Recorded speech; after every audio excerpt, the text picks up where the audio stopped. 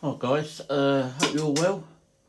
This is a follow-on video from the one I did the other day when I was unboxing my dual force or Gigger Crusher, and I was explaining about the engines and how you shouldn't disturb them if they're locked up and you have to strip them all down. Well, I've had a busy day yesterday, as you can see. I've got everything all torn down. It's all in boxes or little things. I know what's what. It's very important to keep these two engines sort of apart, so you know everything fits in that one. Everything's so you can't, change piston aligners and things like that. Keep them all as they were. So that's what I've done. See, I've got FL in there. That means front left, and I've got front right. So yeah, it was as I expected. Nothing too dreadful when I stripped the engines down. Like I was saying to you about leaving the nitro fuel in the engines and not putting after running them. Well, I'll actually show you now, because a lot of people won't realise how bad things can get once you leave fuel in an engine. Even if you do put after running it, or sometimes if you don't, it's worse if you don't. I mean, both these engines were locked solid. And if you tried to turn them over, you would have done terrible damage to the piston liner, which is probably quite hard to get hold of these days, quite rare on these engines. And you would have done so much damage to them, and they're very expensive as well. So here we go. First off, I will show you how the bearings came out. If I can just zoom in a little bit on that. Right, now that is a bearing that has been left with nitro fuel in it. It's got it's full of rust. That's the front one. Not so bad, but it's still locked solid. The rear one you can just about turn around. But if you try to run this engine, it would have, all that rust and whatever would have gone up inside the bore and would have absolutely ruined your engine. Just one little start up, or try to start it, or even just turn it over and start on. It would have, all that rust and goo and whatever would have gone up in the piston liner. Because I don't know if you know, guys, but these engines, they're an ABC design, so they're really, the piston only fits really tight, right at top dead centre. So this was an idea that came sort of years ago. When you had normal engines with Meonite pistons and stuff like that, but this was sort of a later idea that came out. It's a very clever one. What happens is the piston will only go up kind of just to the top, and it's so precise. This is why I'm saying to you, any tiny bit of dirt or whatever goes up inside that bore, it does damage. So what it does is quite loose at the bottom, and then when the piston goes further up, it's like got a tapered bore, and it just sort of pinches at the top there. And that's what gives these engines ABC really good power, because there's no friction of a piston ring going up and down. It relies on that fit at the top of the piston. So the reason you get power, because there's no friction at the bottom. The piston's allowed to be nice and free. And when you get right to the top, it seals perfectly, so you get a really good compression and a nice big bang. And when a piston goes down, it's really loose. There's no drag or anything, and it only just locks in tight. Now, any little damage to this, to the liner or the piston, a little scratch in it, a little dig, or again, if you get dirt in it, or if you get the rust from the bearings, if you try and start it, anything like that will damage that. And these are very expensive. You can be looking up to £80 or so, especially on some of the more expensive engines. I mean, these are GS26s. They were sort of put in a lot of Kyosho cars. It's it's good enough for what it is. We got two of them, but this is how an ABC engine works. It just pinches right at the top, and it's lovely and free down the bottom. So that's how you get your power. and it's a precision fit. I can't explain that enough. Just one tiny bit of dirt in there, you know. I'm not pushing it right up to the top because it's still a bit gummy. It all needs, you know, washing out and everything. But I just thought I'd show you. I mean, these come out quite easy. I was quite surprised. I had trouble getting the piston out because it's locked up on that, on the small end there. It's locked up solid, so I'll have to soak that in some carb cleaner. And you have to kind of pull the big end forward to get it off the crankshaft. So that's no problem. Pistons are beautiful. There's, you know, not a mark on them. You know, when you look around there, you know, there's no wear, there's no lines, there's nothing. It's just stopped and been left, and that's the best. You know, the only thing you can do with an engine like that that's locked up solid is to strip it right down. So I just thought I'd show you that. This is what happens. Again, crankshaft. See all that? That's all got to be wire brushed off and clean. All that would have gone up inside. Can you imagine it ruining that precision fit on that piston and liner? So this is what you must do. Do not try and start your, you know, seized engine or locked engine that's been left for years. Do not try and, you know, pull it over and squirt oil down there and all that kind of thing, because all you're going to do is make like a liquid kind of grinding paste that's going to go up and down in that bore and just ruin it. So I'm just trying to save you guys some heartache and, you know, money and stuff like that. You know, this is not a big deal. This all cleans off lovely. A new set of bearings in it, good clean up, and the engine will be like new, and it will not give you any trouble, you know. But if you were to try and style it in this condition, you know, it'll cost you a lot of money. So enough of preaching, I guess. I hope you're kind of converted. Crankcases, yeah, they'll come up like new. You know, there's not again, a lot of rust and whatever in there, but that'll all clean up lovely. Bearings come out easy, like I said. Just heat it up, you know, all around where the bearings go.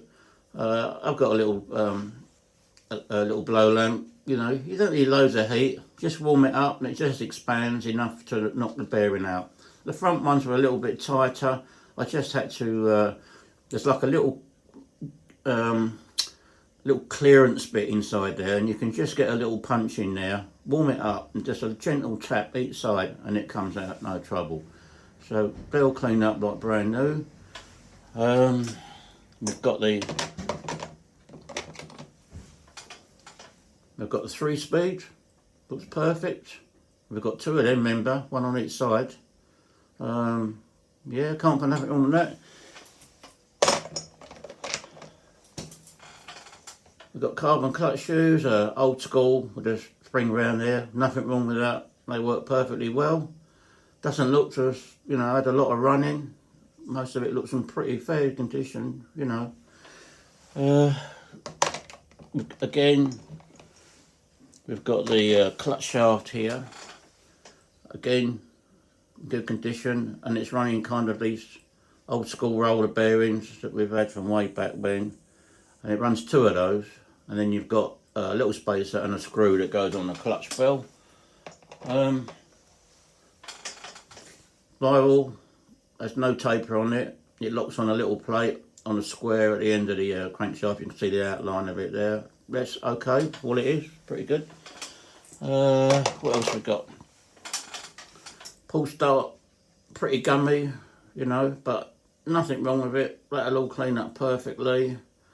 The pull start's actually stayed in one piece, and it didn't unwind the coil, which is an absolute nightmare.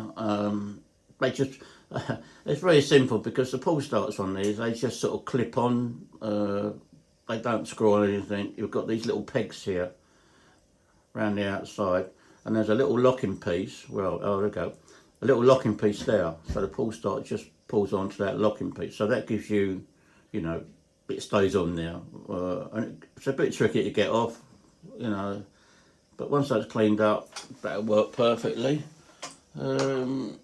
These, going back to the piston liner, I'm not a fan of these comrods, you know. I've got another one of these engines. I used to use them and run at work in a car. And, you know, they're like, what can I say? They're kind of like, not like a billet kind of, where are we? You know, most modern engines would have like a flat-sided comrod, very wide, you know, very, very strong. These, because the engines are not that powerful in this, they've got like a circular kind of comrod, not my favourite sort of thing, but you know, it does the job. But saying that, I did run one of these back in the day in I think it was a Kyosho Landmax. It ran alright for a couple of weeks, and then it broke the rod and stuck it through the side of the engine. So, but then again, I was like revving the hell out of it on a 2-speed gearbox on roads, that circuit we had at work. But it should be okay in these. I've got 2 of them, so they should be okay. So the other box, the other engine is virtually the same. Bearings in the same condition, look, horrendous. This is what's inside your nitro. It looks all nice on the outside, but inside it's all like this. Just because it's been left for a long time, maybe not run out of nitro like I explained to you on the last video, where you keep trying to start it, you know, and run every bit of fuel you can out of the engine. And then you have to kind of, if you're going to put it away for a month or so, fill it up with afterrun oil. I know it's a bit of pain getting it out, but it saves you having to strip the engine down, and it saves your bearings going like that. Everything else is very similar. Just one strange thing in here. This is the front bearing on the left side engine, and it's got 2 shields, one each side. Now, on the right hand engine, it's only got 1 shield, so the oil from the fuel can sort of wash through it. So I'm wondering how this got through having 2 seals, because there's no oil getting to that. You know, if you've got to have it open. You know, I'm not sure whether to order a sealed bearing so it doesn't leak at all, and just price out 1 seal on, you know, the incoming side to the fuel. Not sure which way we're going with that at the moment. It's not a big deal. Piston actually moves on this one. I know it's very tight. Yeah, it's all the same. Perfectly, you know, pistons perfectly. Hasn't seen a lot of work. You know, there shouldn't be anything too wrong with that.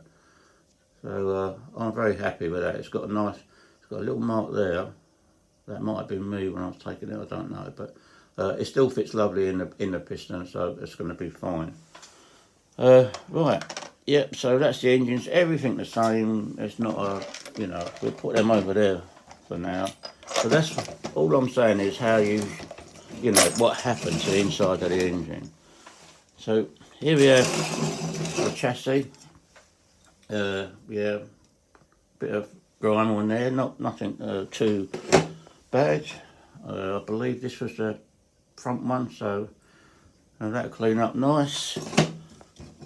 We've got huge chassis rails, you know, very strong, very strong. Both sides, nothing really wrong with them. This is the main chassis plate. Nothing really wrong with that. It's a very strange kind of setup. They've got like in here, they've got, look, can you see there are like little press pieces in there, and they are threaded. And the trouble, I had a lot of trouble getting the screws out of this, and we've got 2 engine plates. I've got them somewhere, but there's 2 engine plates, like you can see there, and the engine plates bolt to the chassis. And again, the screws are all rounded off, you know, not in good condition. Someone's changed them or whatever, but the trouble was they'd been held in with permanent Loctite. That's why no one could undo them. Now I would imagine that's probably been done by the factory, because I believe that these were like ready built, and someone tried to undo the screws and sort of rounded off the heads. and there was a couple of odd screws in there, maybe they'd fell out.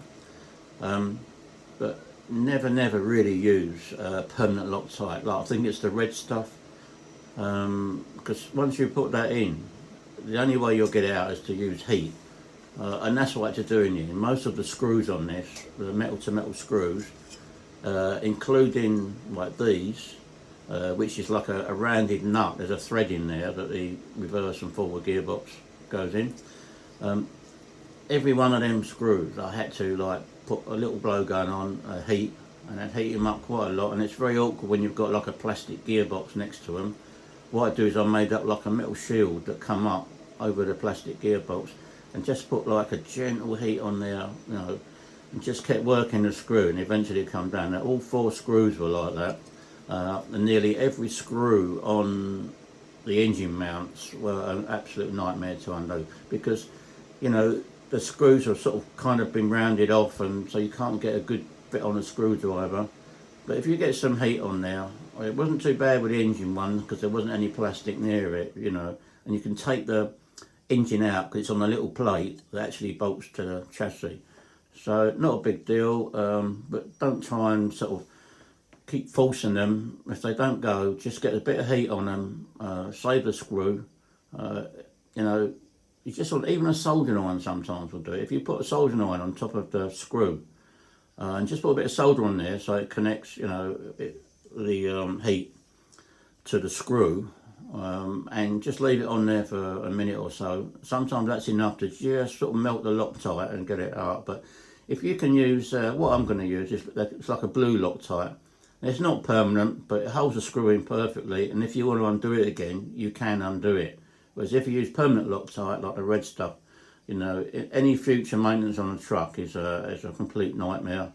You know, it's not so bad for me because I had all the all the engines out and everything out, so I had plenty of room. But if you want to work on it when the car's like all built and you can't get a screw out because you want to change the clutch or something in the engine, it is a nightmare. So, you know, be warned, don't use the permanent Loctite. Okay, so that's kind of the chassis side of things. It's all pretty, you know, pretty good. Here we have my other little box. Excuse me, have a slurp of tea. No, this made me laugh as well. It's horrible, isn't it? This is the air filter. So you've got this, and you've got like the plastic ram air bit. So where is that bit? Oh, I can't find it. Oh, here we are. Right, so it's what I love about this truck. It's my favourite sort of feature on it. This is the air filter. Now, obviously, right, over the years, like, this thing has just turned to mush.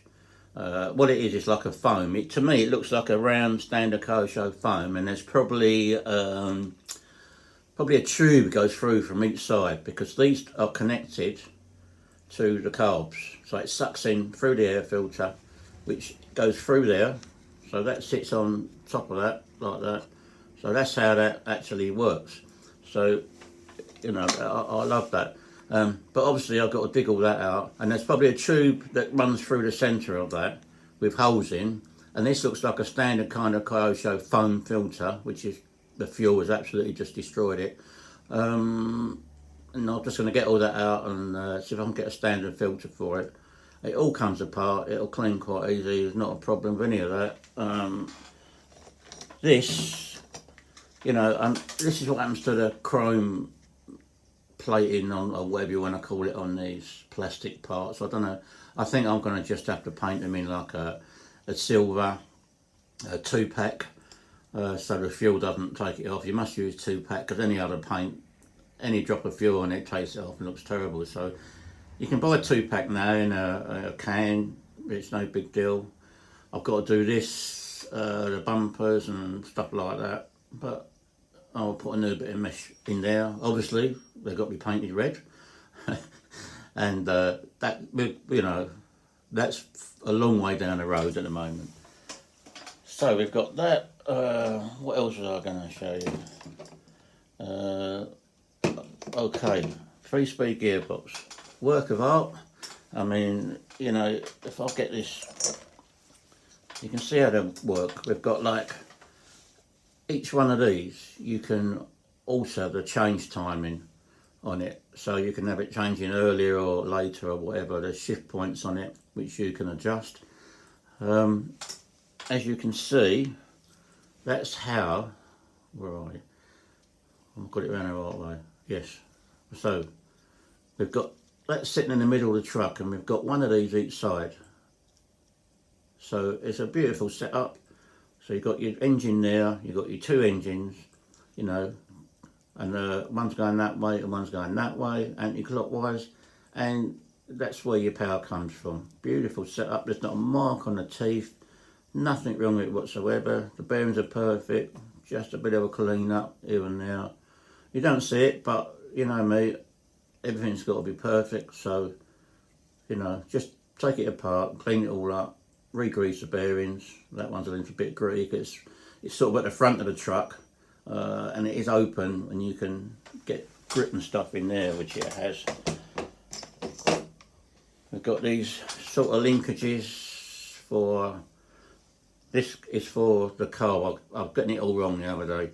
This is what is for your throttle.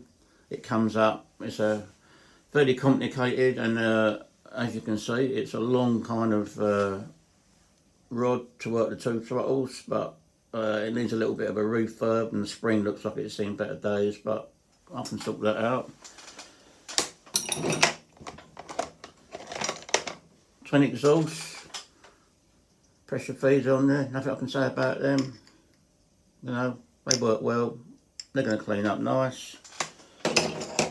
What we've got here, right, you know, these are the skid plates and stuff like that. They get a bit of a bashing. You've only got to go over something, concrete or something, and you know, Pete will jump these things or whatever, but I would like to get a new one. I'm going to try and refurb that the best I can.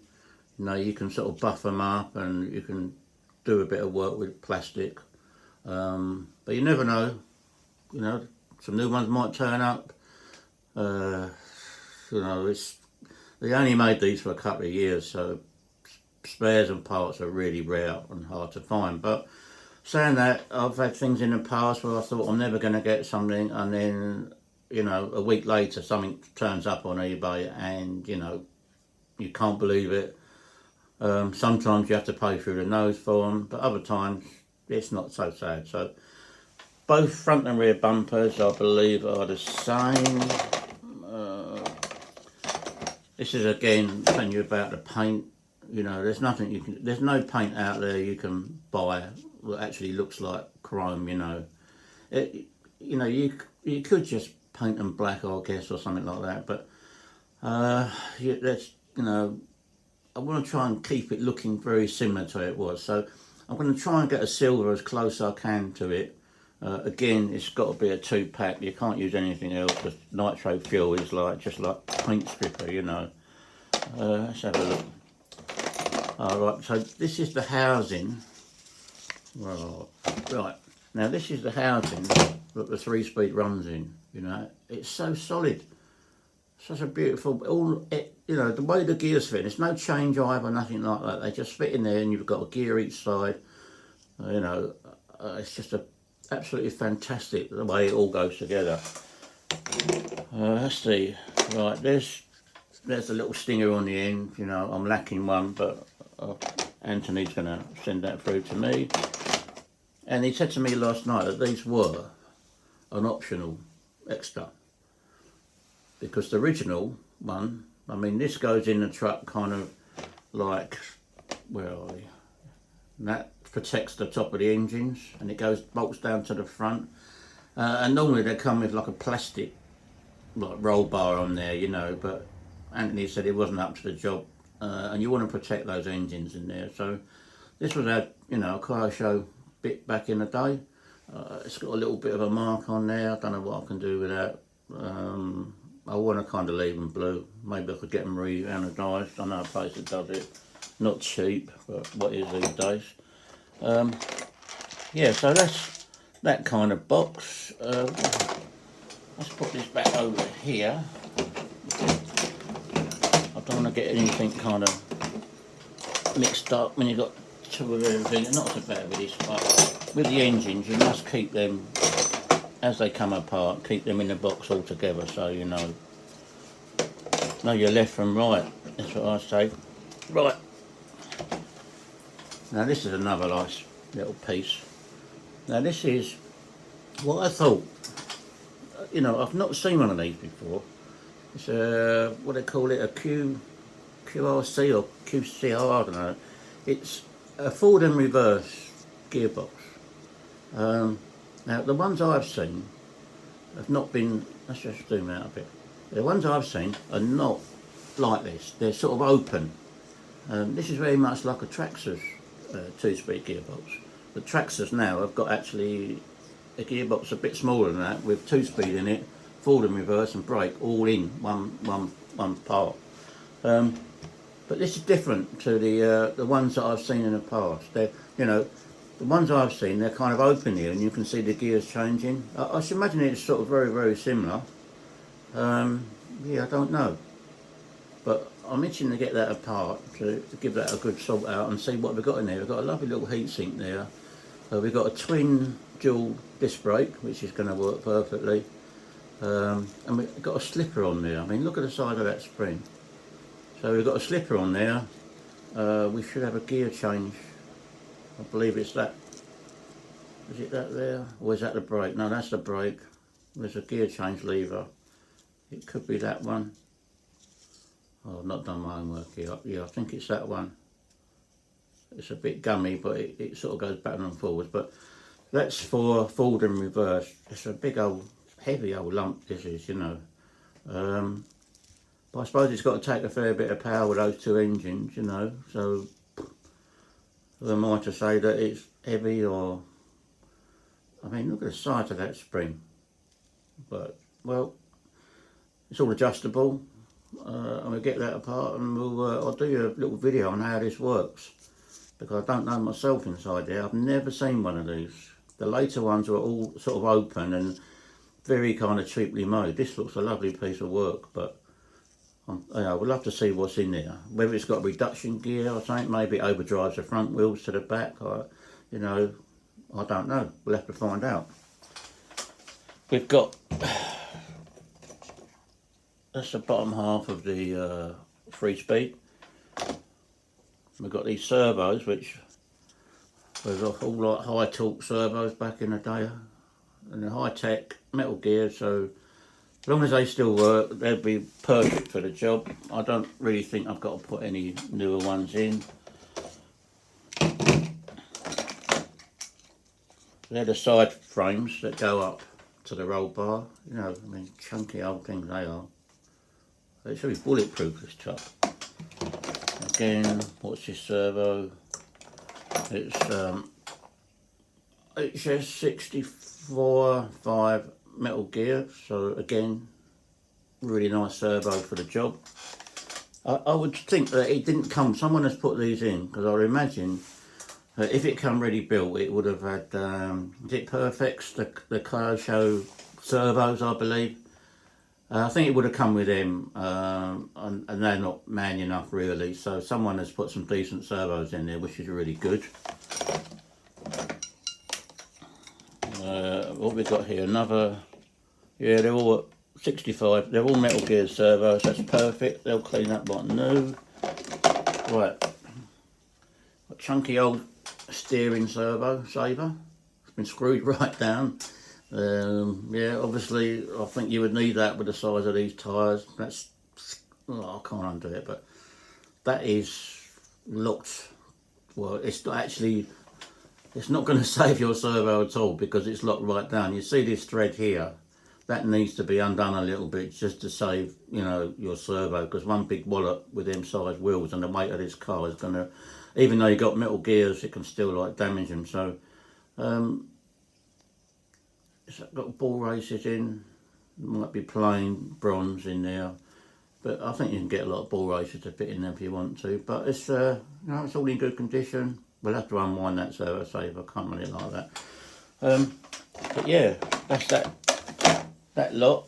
So we've kind of got to the stage now where it's all in bits and it's time to spend kind of hours with your cleaner or the kitchen sink while the wife's out to get the stuff apart. I've got another little, these are the manifolds, got back on the engine, I've got gaskets on there. I'm going to try and save them because I doubt if you can get them anywhere. We've got two really nice tanks in really good condition. Oh, here's the engine plates, right. Now this is what I was saying to you about the Loctite. It screws, the engine screws on, screws go on this side and the engine's outside, as you can see by the footprint. Now these screws were Loctited on, like, I think every hole in there, every screw and every hole was held in with permanent Loctite.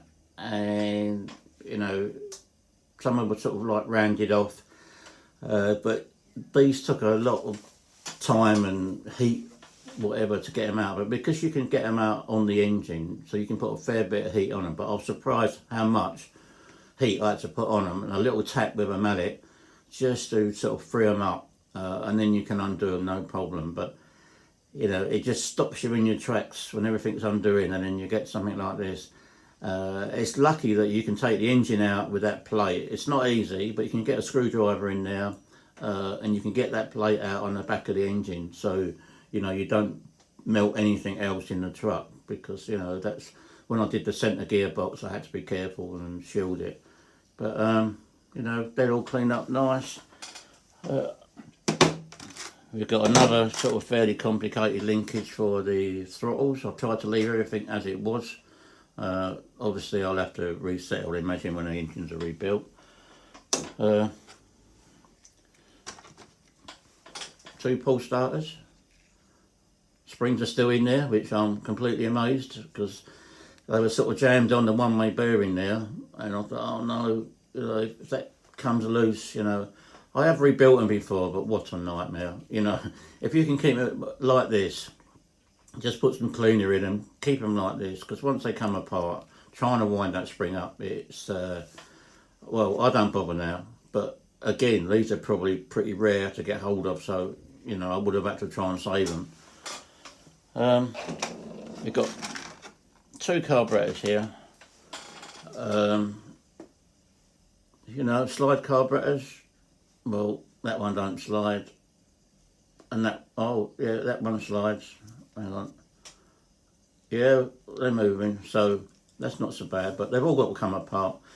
It'll be clogged up, you know, but these are plastic carburetors, you know, not the best thing really, but it's a budget engine, what can I say, you know, they work all right, but with plastic it tends to, when it gets hot, you know, things move around, and you know, it looks to me like someone's been in there before, unless someone thought it was a mixture screw and tried to undo that. Well, the two mixture screws, this is your top end needle mixture screw, that does your top end speed, you know, if you undo it, it runs richer, do it up and it goes leaner. Now at least we've got a bottom end mixture screw, which some carburetors, especially Kyosho, didn't have. You know, they just had a top end and that was it.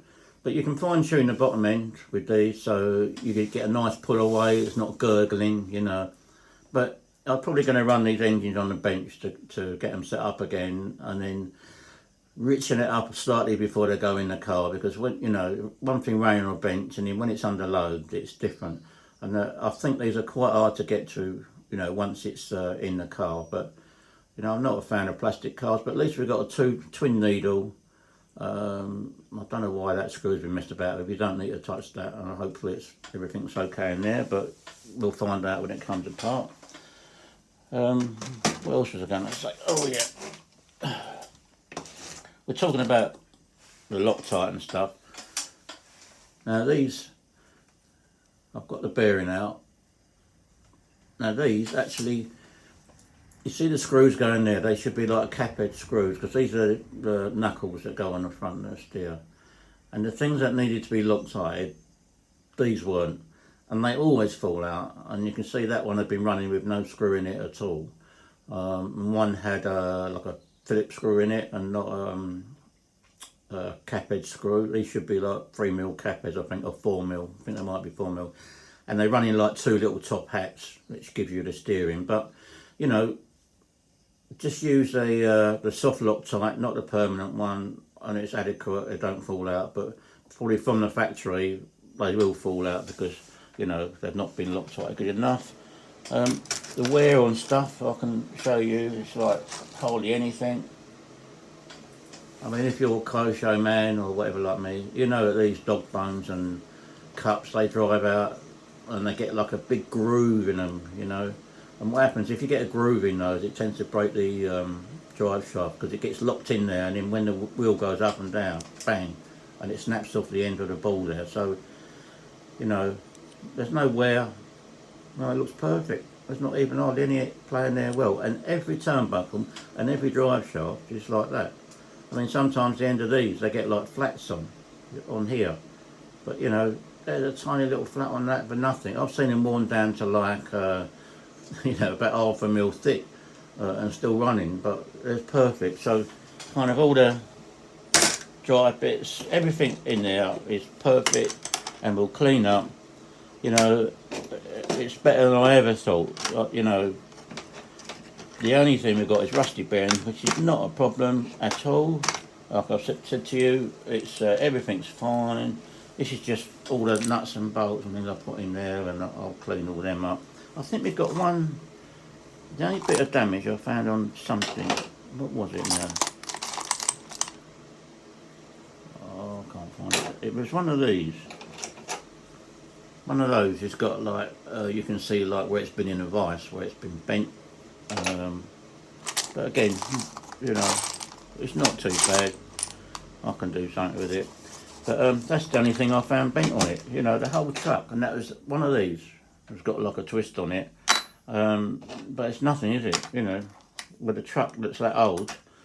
Obviously, it's not seen a lot of use. I think Anthony said that he bought it off a guy who would, you know, not run it much and couldn't get the engines to, you know, get them in sync, tune each one, because they are a bit of a pain sometimes. But I'm going to change. I'm going to run like a remote glow on them, and I'm going to keep like I got on some of my boats and other cars, a little relay. So, you know, the glow's on slightly. You can buy these little units, so, you know, you can have a separate battery, which I've got, I think, in the L400. And on the L400, it actually turns the starter motor and it ignites the glow plugs, you know, it's about 10 amps. So you need a relay. So I'm going to try and do not a starter motor. Well, I would love to have a starter motor on this, but I think the compression of the engines may be a bit much. I don't know. I'm going to look at it once I've got it together. It would be nice to have electric start and twin glows. And what happens is the glow stays on very, you know, it's just, it won't go out, if you know what I mean. It's just, you get a good ignite to start it, and then once it's running, the glow just sort of pulses very gently just to keep it. It doesn't use a lot of battery power, and it's a great idea. And it keeps both your plugs firing, and if you've got, you know, a dual engine or 4-cylinder or something like that, it's always nice just to have that, you know, little bit of power and heat going through the plug all the time. Anyway, guys, I'm going to sign out now. Hopefully I'll get some bits cleaned up today. I'll do another little update next week, especially with the forward and reverse box. I'd love to see what's inside there. I should get some bearings coming sooner or later. I think that's about it really, so I'm going to wrap this one up, and I'll see you in the next one, guys.